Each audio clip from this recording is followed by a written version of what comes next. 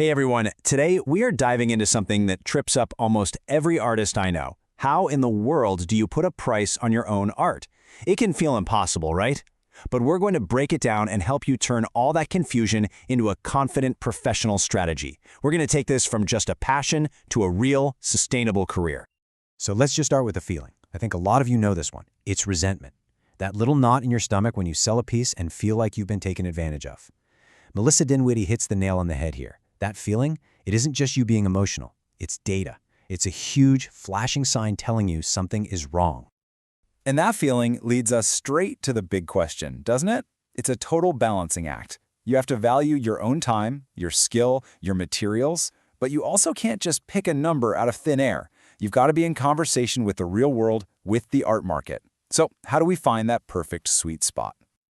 Well, before we even touch a calculator or talk about formulas, the very first step, and honestly, the most important one, is all in your head. It's about shifting your mindset. We've got to move away from pricing based on fear or insecurity and start pricing from a place of confidence, like the business owner you are. You know, it's so easy to fall into one of two traps here. On one hand, you price your work too low. You might think, oh, this will help it sell fast. But what you're really doing is telling the world it isn't that valuable. On the other hand, you can price it way too high without having the reputation to back it up, and then, crickets, nothing sells. The key thing to remember is that both of these mistakes can really hurt your career in the long run. So let's circle back to that feeling we started with, resentment. I want you to start thinking of it as a tool. It's like the check engine light in your car. It's a built-in, totally reliable gauge that's telling you, hey, the balance is off here, you're charging too little. So don't push that feeling down, listen to it. All right, now that we've got our heads in the right space, let's get into the nitty-gritty. Let's build a real, logical foundation for your price, a number that actually makes sense and isn't just a wild guess. This whole process starts with the absolute basics. First, you've got to add up what everything actually costs you. The canvas, the paints, the frame, all of it. Step 2, and this is the one so many artists skip, you have to pay yourself for your time. Set an hourly rate that feels fair for your skill level. Now, those two things give you your baseline cost, but to really make it work in the art world, you need a consistent formula. And here is that formula. This is the one the pros use. Now, a lot of people think you should price by the square inch, but that's a classic mistake. It makes your small paintings way too cheap and your giant ones ridiculously expensive. This method, just adding the height and width and then multiplying by a special number, gives you a much more professional and balanced price for pieces of all sizes. So what is this index number? Think of it as your personal multiplier. It's a number that reflects where you are in your art career right now. As you can see here, that number gets bigger as you gain experience and recognition, moving from a hobbyist all the way up. This is how you make sure the formula is tailored specifically to you and your journey.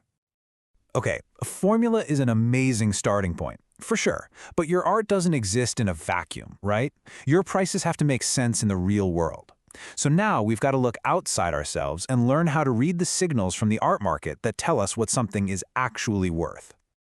A really easy way to figure out where you stand is to think about these three pillars. First, there's your credentials.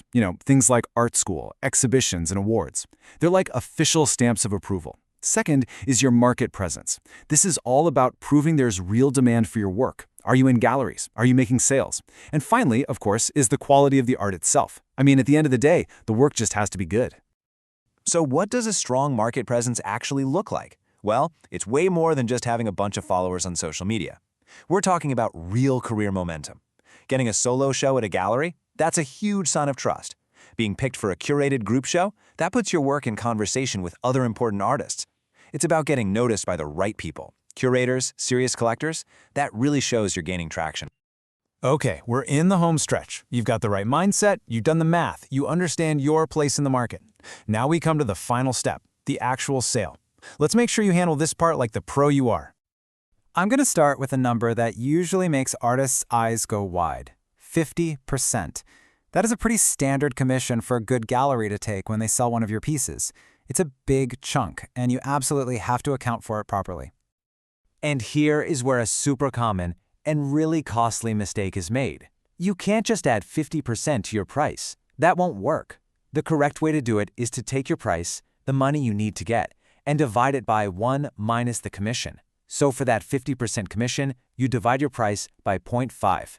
This is the only way to make sure that after the gallery takes its cut, you're left with the amount you actually intended to earn. So, the price is agreed upon? Amazing! You're celebrating. But the deal isn't quite done yet. You've got to ask yourself, what happens now? What's in place to protect you, the artist, and the person buying your work? The answer is a contract, a simple commission agreement. It sounds intimidating, but it's just about getting the key details in writing. Things like how and when you'll be paid. A really important one is making it clear that you keep the copyright to your image. You need a delivery date, a fair way for either of you to end the agreement if things go wrong, and a clear statement that they don't officially own the piece until you've received that final payment. And that brings us right back to the beginning, but with a whole new perspective. We started with that feeling of resentment and defensiveness, and we end here with this statement. If you like what I do, this is what I charge, period. It's not rude, it's not aggressive, it's just confident. It's the simple truth of your value as a professional. So I'll just leave you with this final thought. You've put your heart, your soul, your time, and your skill into creating something. Your art has value. There's no question about that. The real question is, are you pricing it that way?